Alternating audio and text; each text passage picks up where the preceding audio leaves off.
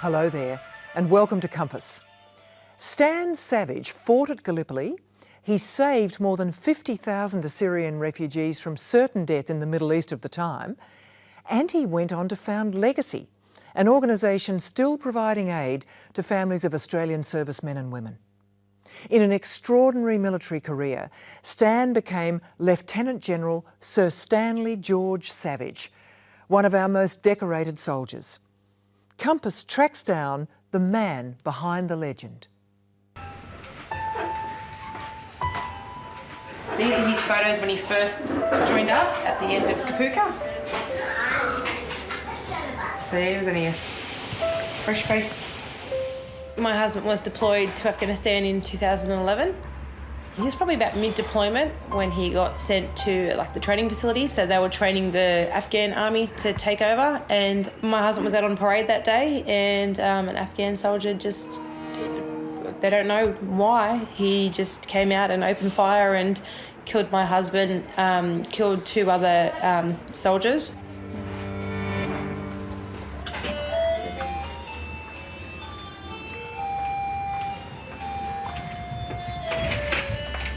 Hello, how are you? I'm well, thanks. How's things? Good, thanks. Misbehaving? Not always. Good. When Jacklyn's husband Luke was killed in Afghanistan 4 years ago, Legacy stepped in to give their support. Hi, how are you?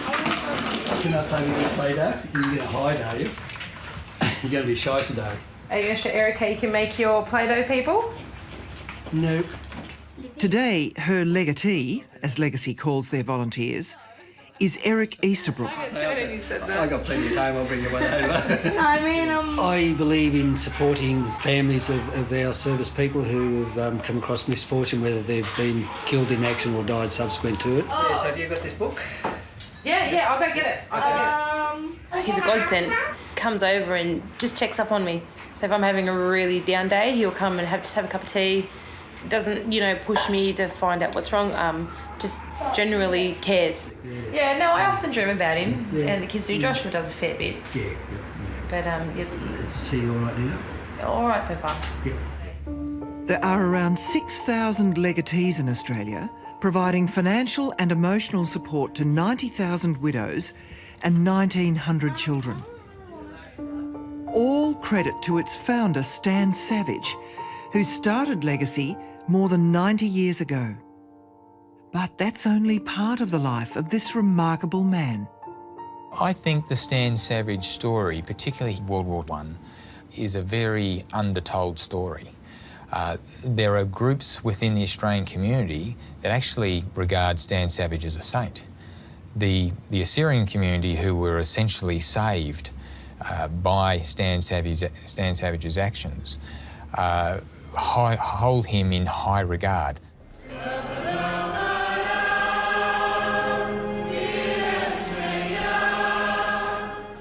There are about 30,000 Assyrians in Australia. They claim descent from the earliest civilisations of the Middle East. As Christians in their homeland, they've been persecuted for centuries. Many here claim direct lineage from Stan Savage's rescued refugees of World War I. Stan Savige was, I think, not only myself, but my parents and all my family are really our existence to him. Probably none of us would have survived. From that little diary, you get all of this. This is what Captain Savige wrote as his experiences on paper. Gabi Kiwakis, an Assyrian who served in the Australian Army in the late 70s, was delighted to discover his ancestors had been rescued by an Australian. He was a rare man who, by fate, became a soldier. And for the Assyrians, thank God that he became a soldier. Otherwise, we'd all been wiped out. When Sarah Lindenmayer heard about Stan Savige, she was inspired to write a book about World War I and the Middle East.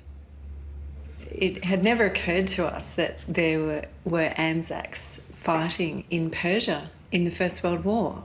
I found this very intriguing, and I thought this really should go on the public record. This needs to be told.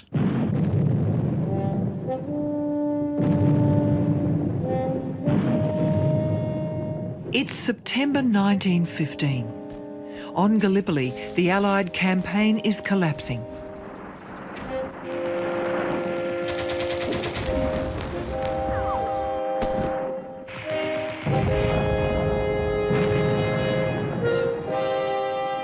A new arrival, Private Stan Savige, shows clear leadership and is soon promoted to captain.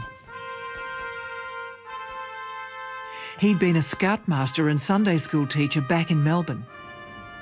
Intrigued by the stories of the Bible, he had his heart set on becoming a Baptist minister when war intervened. At 25, he'd delayed volunteering for a year, worried about his fiancée, Lillian. So they were engaged before he decided to go off to fight.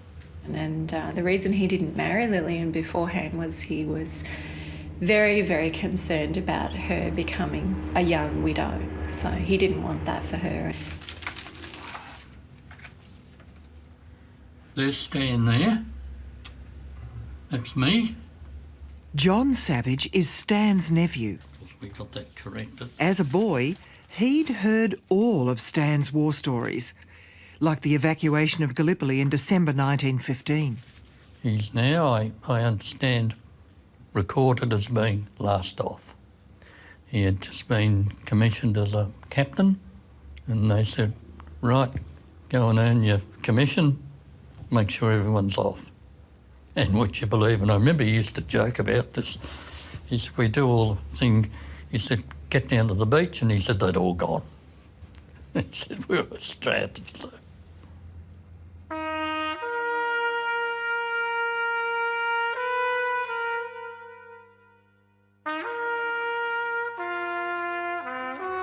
When he arrived on Lemnos Island, the evacuation point, the colonel was shocked to see him and didn't think that they'd actually made it off the peninsula at all.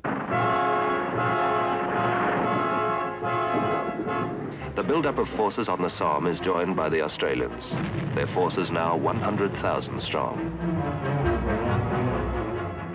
After surviving Gallipoli, there was the horror of war on the Western Front. Now the Australians face the full fury of battle. Drum fire, so fierce that no single report is heard. Stan was a remarkable soldier, and on New Year's Day 1918 was awarded the Military Cross for conspicuous gallantry and exceptionally good service. He was very, very brave. He saw a lot of terrible things going on around him. He was also involved in some fairly brutal incidents. So we have this very quiet, modest gentleman, Sunday school teacher, scout leader on the one hand, and a soldier who was capable of some very brutal hand-to-hand combat with the Germans.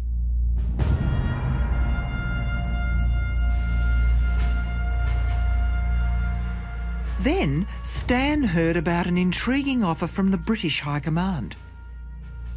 They were looking for officers, particularly from the colonies, with proven courage, leadership and adaptability, to form a special operation of unspecified nature. This is how Stan described it in his memoirs. A desperate venture which will probably cost you your lives, but if successful will mean everything at this stage of the war to the British Empire.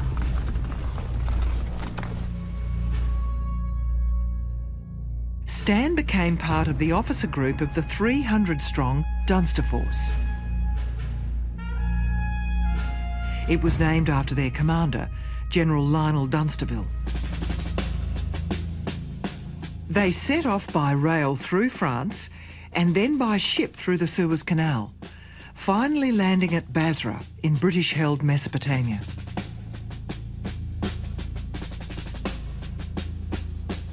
And it wasn't until they got to Basra that they had some idea of what their mission was, because they were given lessons in learning both Persian and Russian language. special weapons training. It was only once they started to move up towards Baghdad that their task was revealed to them. Their job was to defend the overland routes to India from the Germans and their Ottoman Turk allies. Their destination, the northwest of what was then known as Persia. As Dunsterforce sailed up the Tigris River, Stan wrote about how this ancient waterway reminded him of the Bible stories of his Sunday school days. Ahead lay hundreds of kilometres of gruelling mountains to cross. I think it was an unbelievably difficult experience. They had to subsist off the land as they were going. They had a very large train of mules and horses crossing over a pebbly desert with these animals and their very heavy packs, then going up into extremely high mountains with very steep ravines for months on end. Considering that they'd survived Gallipoli and the Western Front and were already physically very run down, so this journey was extremely arduous for them.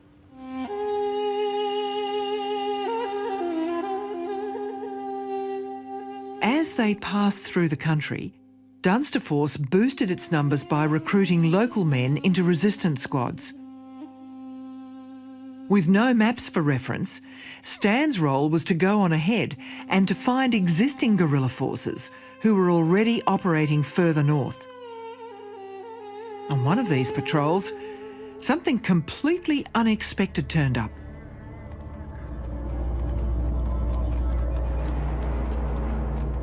On their way, they came across a very large number of refugees who had been harassed by the Turkish army.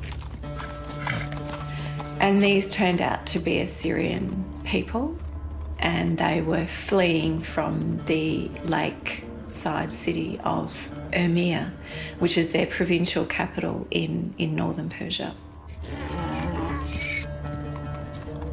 There were many, many thousands of Assyrians were racing down through the mountains, carrying everything they had with them on their backs, and with their animals and their sheep and their herds and their children and all of their elderly, to get away from the Turkish army who were trying to kill them.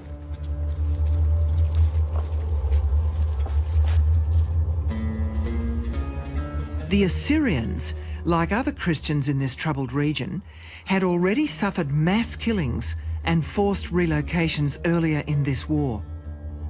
Now, their last haven in northern Persia was under attack, forcing them to flee yet again. It's thought there were more than 60,000 refugees.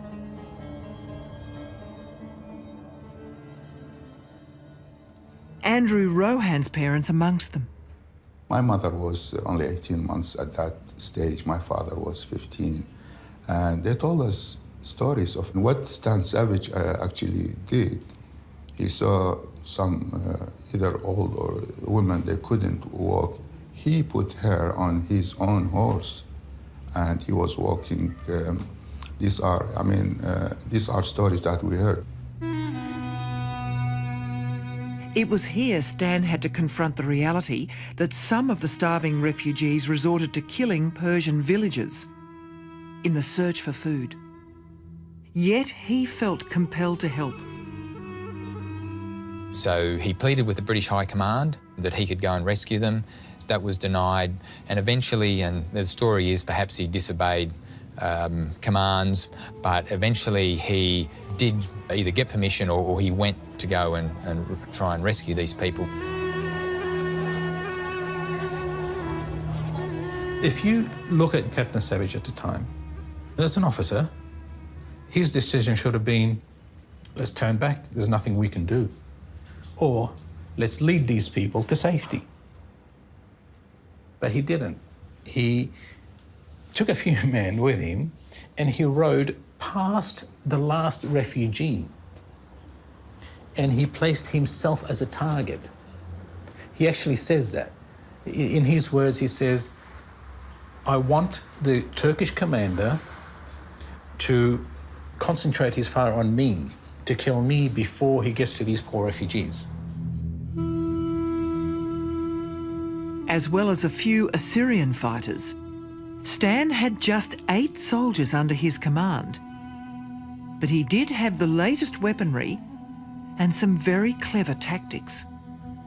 He masked the size of his small force when he moved by creating a lot of dust with his horses, and so the advancing Ottomans had no idea really how big his force was. On one occasion, as the Ottomans were approaching a ridgeline where he'd got the refugees over the ridgeline, he got his 8 troops to light campfires all the way along this ridgeline, so that as the Turks, the Ottomans, approached, they basically thought half the British army had turned up and sort of turned, and this bought Savage and refugees, you know, more valuable days to get further away.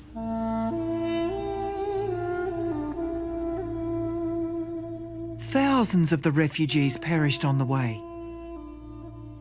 The rest arrived in Baghdad some weeks later, where they could start a new life. But for Stan, the effort nearly finished him off. He was at the point of complete and utter collapse and fatigue himself, and his heart was about to literally give up because he had actually been gassed in the Western Front. He nearly died himself and was evacuated down the mountains to Baghdad.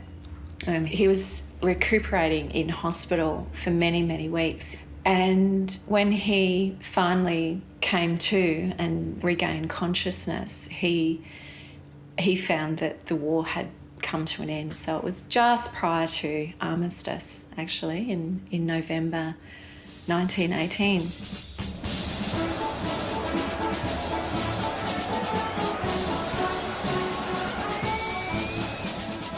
He came back to his fiancée, Lillian, who had been very anxiously and patiently waiting for him to come home safely, which he did. So they got married in the middle of 1919.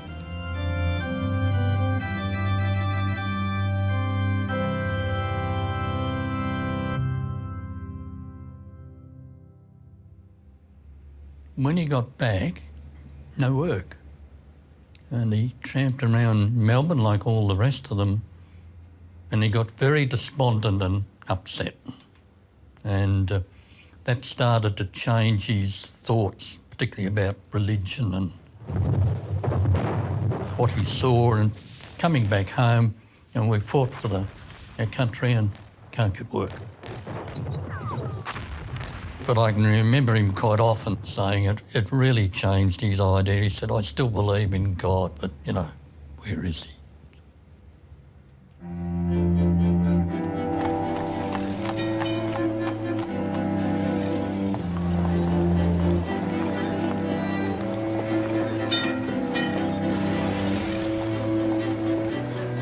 Stan eventually found work as a wool salesman and did so well that he built a beachside house for Lillian and their baby girl Gwen.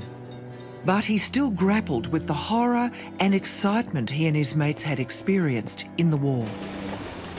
He was contacted by his former commander, General John Gellibrand, who had set up a remembrance club in Tasmania and was essentially getting his junior captains together like Savage to say you should be doing something similar in Melbourne.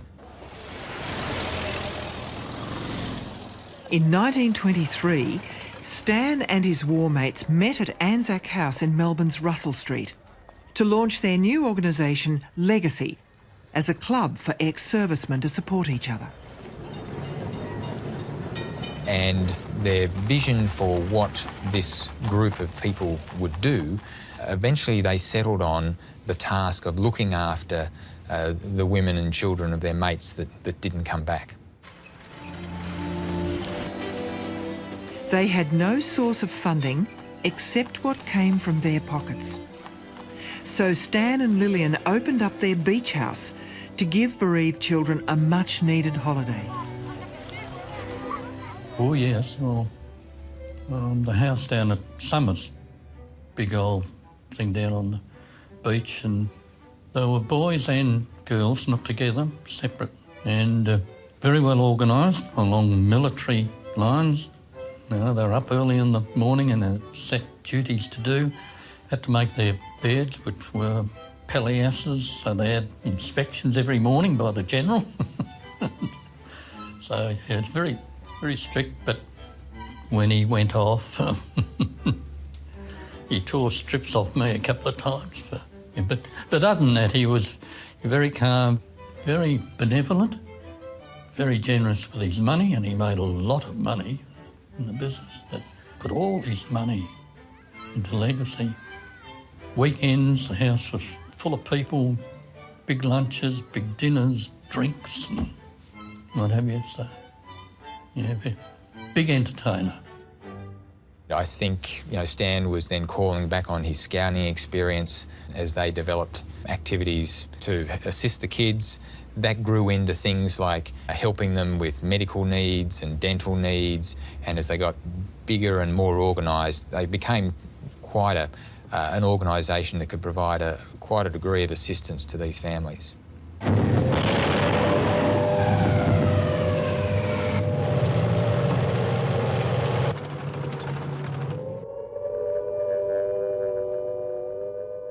When the Second World War was declared, Stan, now a commander in the volunteer militia, willingly went to war again. But this time among regular army officers who were trained in modern warfare. I think during the Second World War there may have been some jealousy. The fact that he'd come up through the ranks and that he hadn't been an officer from the start, so there was some disagreement there about his abilities and his skills because he hadn't really undertaken that officer training at a younger age.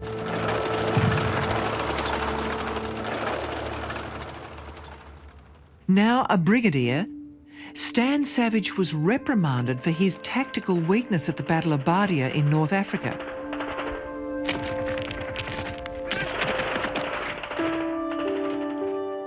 Throughout the war, in Greece, Palestine and New Guinea, he was constantly criticised by his fellow officers, but his men loved him. He was a soldier's soldier, and he was a very kind man as well, so his men knew that. And at the end of World War II, the Japanese admiral actually surrendered to General Stanley Savage.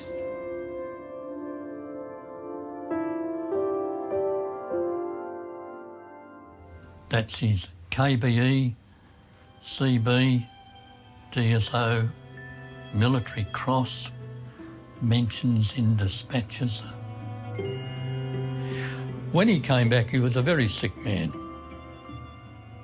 He was all gaunt and drawn. I was quite taken back the way he looked. Whereas I looked at a big, robust.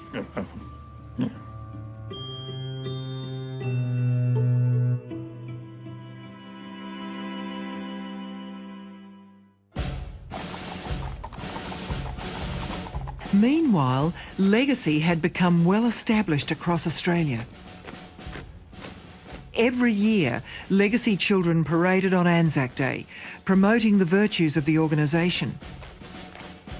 When we see those rows of hundreds or even thousands of children doing calisthenics, the girls doing dancing, it gave a sense of belonging to a group. And for people who have been orphaned, belonging to a group, is a very powerful thing.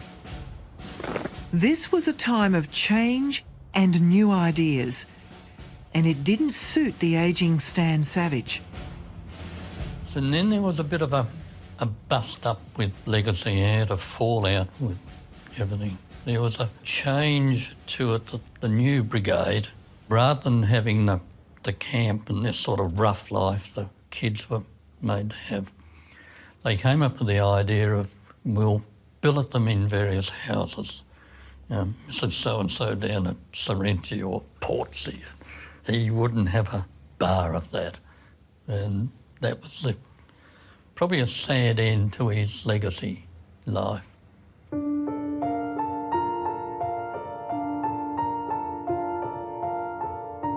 But he still remained the face of legacy.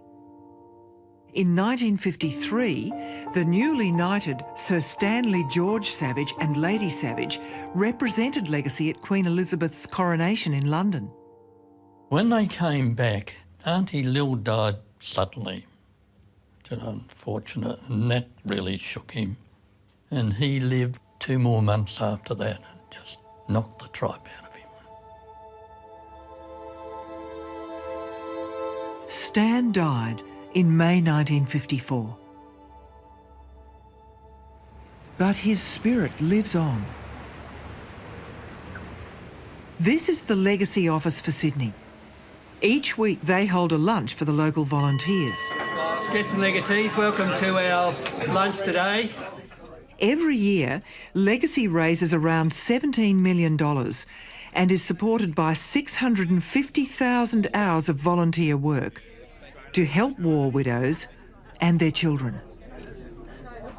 I love doing it, and we get a lot of enjoyment out of meeting wonderful people like Jackie and the kids. How are you, Josh? It doesn't matter day or night. If I call Eric up, he's there. What are you making, Libby? My kids have always played a lot of sport, and after Luke died, you know, there's no way I could afford to pay for what they do. But because of Legacy, they're able to do it. You know, I can't thank them enough.